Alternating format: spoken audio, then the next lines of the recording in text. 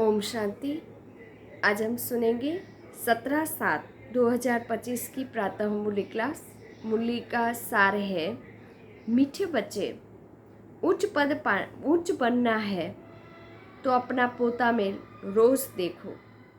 कोई भी कर्म इंद्रिय धोखा न दे। आंखें बहुत धोखेबाज है, इससे अपनी संभाल करो। प्रश्न है, सबसे बुरी आदत कौन सी है? उससे बचने का उपाय क्या है? उत्तर है, सबसे बुरी आदत है ज़बान का स्वाद। कोई अच्छी चीज़ देखी, छिपा कर खा लेंगे। छिपाना अर्थात चोरी। चोरी रूपी माया ने बहुतों को नाक कान से पकड़ लेती है। इससे बचने का सहज साधन, जब भी कहाँ बुद्धि जाए तो खुद ही खुद को सजा दो। बुरी आदतों को निकालने के लिए अपने आप को खूब फटकार लगाओ। ओम शांति। आत्म अभिमानी होकर बैठे हो?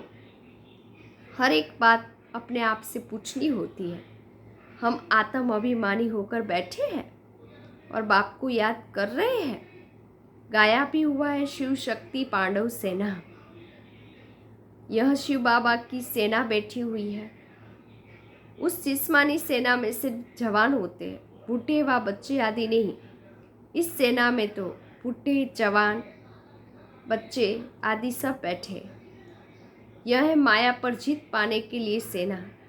हर एक को माया पर जीत पाकर बाप से बेहद का वर्षा लेना है। बच्चे जानते हैं माया बड़ी प्रबल है। कर्म इंद्रिया ही सबसे जास्ती धोखा देती है। चार्ट में यह भी लिखो कि आज कौन सी कर्म इंद्रिय ने धोखा दिया। आज फलानी को देखा तो दिल हुई इनको हाथ लगाए, यह करे। आंखें बहुत नुकसान करती है। हर एक कर्म इंद्रिय देखो, कौन सी कर्म इंद्रिय बहुत नुकसान करती है। सूरदास का भी इस पर मिसाल देते हैं। अपनी जांच रखनी चाहिए। आंखें बहुत धोखा देने वाली है। अच्छे अच्छे बच्चों को भी माया धोखा दे देती है। फल सर्विस अच्छी करते हैं, परंतु आंखें धोखा देती है। इस पर बड़ी जांच रखनी चाहिए, क्योंकि दुश्मन है ना, हमारे पद को भ्रष्ट कर देती है। जो सेंसिबल बच्चे हैं उन्हों को अच्छी रीति नोट करना चाहिए। डायरी पॉकेट में पड़ी हो। जैसे भक्ति मार्ग में बुद्धि और तरफ भागती है तो अपने को चुटकी लगाते हैं, काटते हैं। तुमको भी सजा देनी चाहिए। बड़ी खबरदारी रखनी चाहिए। कर्म इंद्रिया धोखा तो नहीं देती है। किनारा कर लेना चाहिए। खड़ा होकर देखना भी नहीं चाहिए। स्त्री पुरुष का ही तो बहुत हंगामा है। देखने से काम विकार की दृष्टि जाती है। इसीलिए सन्यासी लोग आंखें बंद करके बैठते हैं। कोई कोई सन्यासी तो स्त्री को पीठ देकर बैठते हैं। उन सन्यासीवादी को क्या मिलता है? करके 10-20 लाख करोड़ इकट्ठा करेंगे, मर गए तो खलास। फिर दूसरे जन्म में तो इकट्ठा करना पड़े। तुम बच्चों को तो जो कुछ मिलता है यह अविनाशी वर्षा हो जाता है। वहाँ धन की लालच सतयुग में होती ही नहीं। ऐसी कोई अप्राप्त वस्तु नहीं होती जिसके लिए माथा मारना पड़े। कलयुग अंत और सतयुग के आदि में रात दिन का फर्क है। बाबा कहते हैं वहाँ तो अपार सुख होता है, यहाँ तो कुछ भी नहीं। बाबा हमेशा कहते हैं संगम अक्षर के साथ पुरुषोत्तम अक्षर जरूर लिखो। साफ साफ अक्षर बोलने चाहिए, समझाने में सहज होता है। मनुष्य से देवता किए करत लागी वार। तो जरूर संगम पर ही शिव बाबा आएगा देवता बनाने के लिए, नरकवासी को स्वर्गवासी बनाने के लिए। मनुष्य तो घोर अंधेरे में पड़े हैं। स्वर्ग क्या होता है पता ही नहीं है। और धर्म वाले तो स्वर्ग को देख भी नहीं सकते, क्योंकि इसीलिए बाबा कहते हैं तुम्हारा धर्म बहुत सुख देने वाला है। उनको कहते हैं हेविन, परंतु यह थोड़ी समझते कि हम भी हेविन में जा सकते हैं। किसी को भी पता नहीं। भारतवासी ये भूल गए हैं। हेविन को लाखों वर्ष कह देते हैं। बाबा कहते हैं लक्ष्मी नारायण को कहते हैं गॉड गॉडेस, जरूर गॉड ही गॉडेज बनाएगी, तो मेहनत करनी चाहिए। रोज अपना पोता मेल देखना चाहिए। कौन सी कर्म इंद्रियों ने धोखा दिया? जबान भी कोई कम नहीं है। कोई अच्छी चीज़ देखे छिपा कर खा लेते हैं। समझते थोड़ी है कि यह भी पाप है। चोरी हुई ना, सो भी शिव बाबा की यज्ञ से चोरी करना बहुत खराब है। कक कक का चोर सो लख का चोर कहा जाता है। बहुतों को माया नाक कान से पकड़ती रहती है।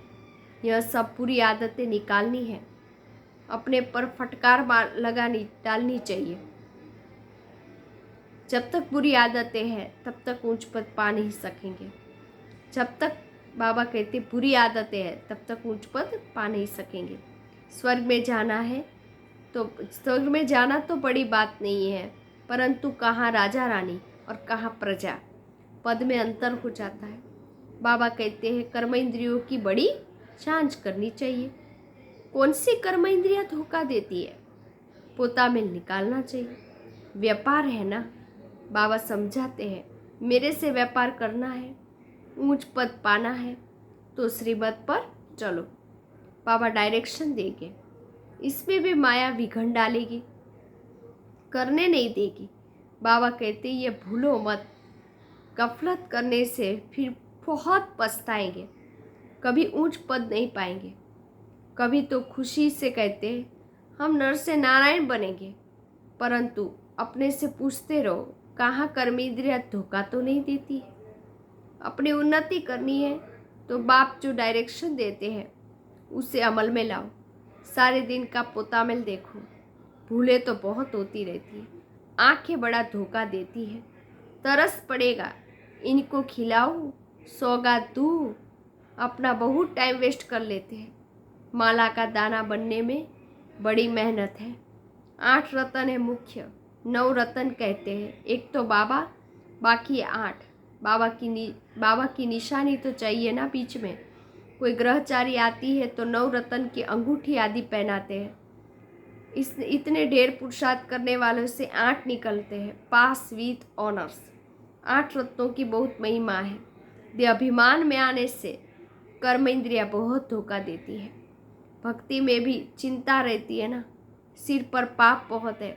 दान पुण्य करे तो पाप मिट जाए। सतयुग में कोई चिंता की बात ही नहीं है, क्योंकि वहाँ रावण राज्य ही नहीं है। वहाँ भी ऐसी बातें हो फिर तो नरक और स्वर्ग में कुछ भी फर्क न रहे। बाबा की याद, तुमको इतना उच्च पद पाने के लिए भगवान बैठ पढ़ाते हैं। बाबा याद नहीं पढ़ता है। अच्छा पढ़ाने वाला टीचर तो याद पढ़े। अच्छा भला यह याद करो कि हमारा एक ही बाबा शिव बाबा सतगुरु है। मनुष्य ने आसुरी मत पर बाप का कितना तिरस्कार किया है। बाप अब सब पर उपकार करते हैं। तुम बच्चों को भी अपकार करना चाहिए। किसी पर भी अपकार नहीं, कुदृष्टि नहीं, अपना ही नुकसान करते हैं। वह वाइब्रेशन फिर दूसरों पर भी असर करता है। बाबा कहते हैं बहुत बड़ी मंजिल है। रोज अपना पोता मेल देखो, कोई विकर्म तो नहीं किया। यह है ही विकर्मी दुनिया, विकर्मी संवत, विकर्माजित। देवताओं के संवत का कोई को पता नहीं। बाबा समझाते विकर्माजित संवत को 5000 वर्ष हुए, फिर बाद में विक्रम संवत शुरू होता है। राजाएं भी विकर्म ही करते रहते हैं। तब बाप कहते हैं कर्म अकर्म विकर्म की गति मैं तुमको समझाता हूँ। रावण राज्य में तुम्हारे कर्म विकर्म बन जाते हैं। सतयुग में कर्म अकर्म बनते हैं। विकर्म बनता ही नहीं, वहाँ विकार का नाम निशान नहीं। यह ज्ञान का तीसरा नेत्र अभी तुमको मिला है। अभी तुम बच्चे बाप के द्वारा त्रिनेत्री त्रिकालदर्शी बने हो। मनुष्य कोई बना न सके। तुमको बनाने वाला एक बाप है। पहले जब आस्तिक हो तब त्रिनेत्री त्रिकालदर्शी बने। सारा ड्रामा का राज बुद्धि में है। मूल वतन, सूक्ष्म वतन, 84 का चक्र सब बुद्धि में है। फिर पीछे और धर्म आते हैं, वृद्धि को पाते रहते हैं। उन धर्म स्थापकों को गुरु नहीं कहेंगे। सर्व का सद्गति करने वाला एक शिव बाबा सतगुरु है, बाकी वह किसी की सद्गति नहीं कर सकते। वह धर्म स्थापक है, धर्म की स्थापना करने आते हैं। बाकी बाबा की याद से ही विकर्म विनाश होंगे। वही शिव बाबा बाबा लिबरेटर है, गाइड है। बाप को याद करने से विकर्म विनाश होंगे। अभी तुम बच्चे अपने विकर्म विनाश करने का पुरुषार्थ कर रहे हो, तो तुम्हें ध्यान रखना चाहिए कि एक तरफ है पुरुषार्थ, दूसरी तरफ विकर्म न होता रहे। पुरुषार्थ के साथ साथ विकर्म भी किया तो 100 गुणा हो जाएगा। जितना हो सके उतना विकर्म नहीं करो, नहीं तो एडिशन भी होगी, नाम भी बदनाम करेंगे। जबकि जानते हो भगवान हमको पढ़ाते हैं, तो फिर कोई विकर्म नहीं करना चाहिए। छोटी चोरी या बड़ी चोरी पाप तो हो जाता है ना। यह आंखें बड़ा धोखा देती है। बाप बच्चों की चलन से समझ जाते हैं। कभी ख्याल भी ना आए कि यह हमारी स्त्री है, हम ब्रह्मा कुमार कुमारी है, शिव बाबा के पोत्र हैं। हमने बाबा से प्रतिज्ञा की है, राखी बांधी है, फिर आंखें क्यों धोखा देती है। याद के बल से कोई भी कर्म इंद्रियों के धोखे से छूट सकते हो। बड़ी मेहनत चाहिए। बाबा के डायरेक्शन पर अमल कर चार्ट लिखो। स्त्री पुरुष भी आपस में यही बातें करो। हम तो बाबा से पूरा वर्षा लेंगे, टीचर से पूरा पढ़ेंगे, यही बातें करो। ऐसा टीचर कभी मिल ना सके जो बेहद की नॉलेज देवे। लक्ष्मी नारायण ही नहीं जानते तो इनके पिछाड़ी आने वाले कैसे जान सकते हैं। बाबा कहते यह सृष्टि के आदि मध्य अंत का ज्ञान सिर्फ तुम बच्चे ही जानते हो। संगम युग पर शिव बाबा बहुत सहज करके समझाते हैं, ये करो, ऐसे करो, फिर यहाँ से उठे तो खलास। यह नहीं समझते कि शिव बाबा हमको कहते हैं। हमेशा समझो शिव बाबा कहते हैं। इनका फोटो भी नहीं रखो ब्रह्मा बाबा का। यह रथ तो लोन लिया है, यह भी पुरुषार्थी है। यह भी कहते हैं कि मैं बाबा से वर्षा ले रहा हूँ। तुम्हारे सदस्य यह स्टूडेंट लाइफ में है, आगे चल तुम्हारी महिमा होगी। अभी तो तुम पूज्य देवता बनने के लिए पढ़ते हो, फिर सतयुग में तुम देवता बनेंगे। यह सब बातें सिवाय बाप के कोई समझा ना सके। तकदीर में नहीं है तो संशय उठता है, शिव बाबा कैसे आकर पढ़ाएंगे। मैं नहीं मानता, मानते नहीं है तो फिर शिव बाबा को याद भी कैसे करेंगे, फिर विकर्म विनाश भी कैसे होगे। यह सारी नंबरवार राजधानी स्थापन हो रही है। दास दासियाँ भी तो चाहिए ना। राजाओं को दासियाँ भी दहेज में मिलती है। यहाँ ही इतनी दासियाँ रखते हैं तो सतयुग में कितनी होगी। ऐसा थोड़ी ढीला पुरुषार्थ करना चाहिए जो दास दासी जाकर बने। बाबा से पूछ सकते हो, बाबा अभी हम मर जाए तो क्या पद पाएंगे। बाबा झट बता देगा, अपना पोता में आप ही देखो। अंत में नंबरवार कर्मातीत अवस्था हो पानी है, जो जानी है। यह है ही सच्ची कमाई। उस कमाई में रात दिन कितना बिजी रहते हैं। सट्टे वाले जो होते हैं वह एक हाथ से खाना खाते, दूसरे हाथ से फोन पर कारोबार चलाते रहते हैं। अब बताओ ऐसे आदमी ज्ञान में चल सकेंगे क्या। कहते हैं हमको फुर्सत कहाँ। अरे सच्ची कमाई मिलती, सच्ची राजाई मिलती है। बाप को सिर्फ याद करो तो विकर्म विनाश हो गए। अष्ट देवता आदि को भी याद करते हैं ना, उनकी याद से तो कुछ मिलता नहीं। बाबा बार बार और बात समझाते रहते हैं। जो फिर ऐसे कोई न कहे कि फलानी बात पर तो समझाया नहीं, तुम बच्चों को प्रोग्राम भी सबको देना है। बाबा कहते हैं एरोप्लेन से भी पर्चे गिराने के लिए कोशिश करनी चाहिए। इसमें लिखो शिव बाबा ऐसा कहता है। ब्रह्मा भी शिव बाबा का बच्चा है, प्रजापिता है, तो वह भी बाप है, यह भी बाप है। शिव बाबा कहने से भी बहुत बच्चों को प्रेम के आंसू आ जाते हैं। कभी देखा भी नहीं, लिखते हैं बाबा कब आकर आपसे मिलेंगे, बाबा बंधन से छुड़ाओ। बहुतों को बाबा का फिर प्रिंस का भी साक्षात्कार होता है। आगे चल बहुतों को साक्षात्कार होंगे, फिर भी पुरुषार्थ तो करना पड़े। मनुष्य को मरने समय भी कहते भगवान को याद करो। तुम भी देखेंगे पिछाड़ी में खूब पुरुषार्थ करेंगे, याद करने लगेंगे। बाबा राय देते हैं, बच्चे जो समय मिले उसमें पुरुषार्थ कर मेकअप करो, बाबा की याद में रहे, विकर्म विनाश करो तो पीछे आते भी आगे जा सकते हो। जैसे ट्रेन लेट होती है तो मेकअप कर लेते हैं ना, तुमको भी यहाँ समय मिलता है तो मेकअप कर लो, यहाँ आकर राज कमाई करने लग जाओ। बाबा राय भी देते ऐसे से करो, अपना कल्याण करो, बाबा की श्रीमत पर चलो, एरोप्लेन से पर्चे गिराओ। जो मनुष्य समझे कि यह तो बरोबर ठीक प्रोग्राम देते रहते हैं। भारत कितना बड़ा है सबको मालूम पड़ना चाहिए, जो फिर ऐसे न कहे कि बाबा हमको तो पता ही नहीं पड़ा। अच्छा, मीठे मीठे सिक्की लदे बच्चों प्रति माता पिता बाप दादा का याद प्यार और गुड मॉर्निंग। रूहानी बाप की रूहानी बच्चों को नमस्ते।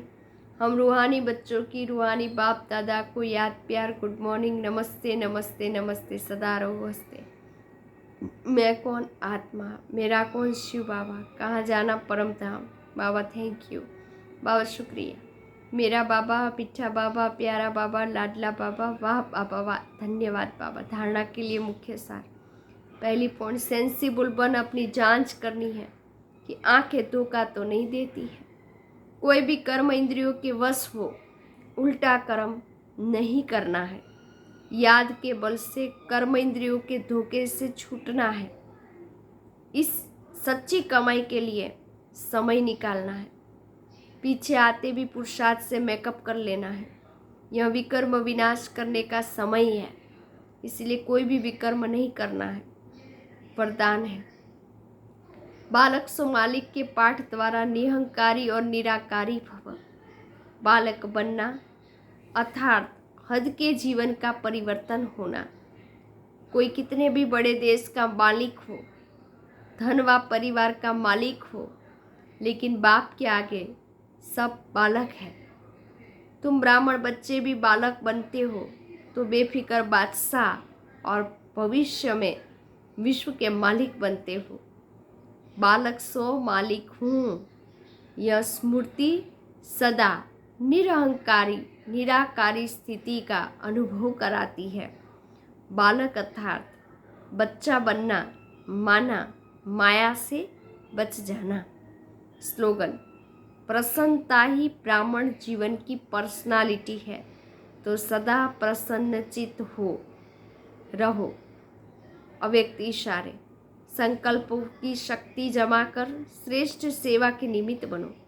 जो कार्य आज के अनेक पदमपति नहीं कर सकते हैं, वह आपका एक संकल्प आत्मा को पद्मा पदमपति बना सकता है।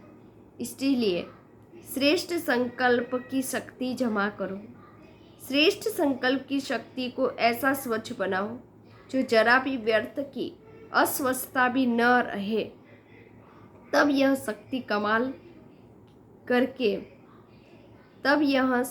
कमाल के कार्य करेगी। अच्छा, ओम शांति।